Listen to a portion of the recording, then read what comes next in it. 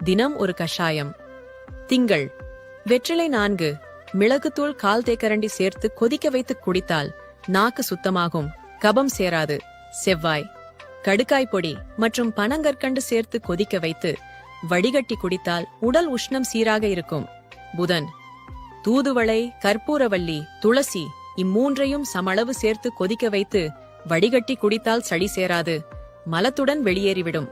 வியாழன் சுக்கு, மிளகு, சீரகம், ஓமம் சேர்த்து வறுத்து பொடி செய்து வைத்துக் கொண்டு 1 தேக்கரண்டி போட்டு பனங்கற்கண்டு சேர்த்து கொதிக்க வைத்து வடிகட்டி குடித்தால் ஜீரணம், வயிறு சம்பந்தப்பட்ட நோய்கள் தீரும்.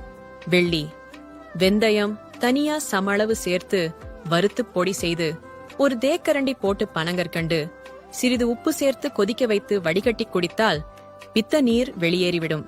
சனி முருங்கைக்கீரை, வெங்காயம், தக்காளி, பூண்டு, மஞ்சள் தூள் இவற்றுடன் உப்பு சேர்த்து கொதிக்க வைத்து குடித்தால் உடலுக்கு இரும்புச்சத்து கிடைக்கும். ஞாயிறு சுக்கு மல்லி காபி குடிக்கலாம். இப்படி பழகிக் கொண்டால் எந்த வியாதியும் வராது, உடலும் ஆரோக்கியமாக இருக்கும்.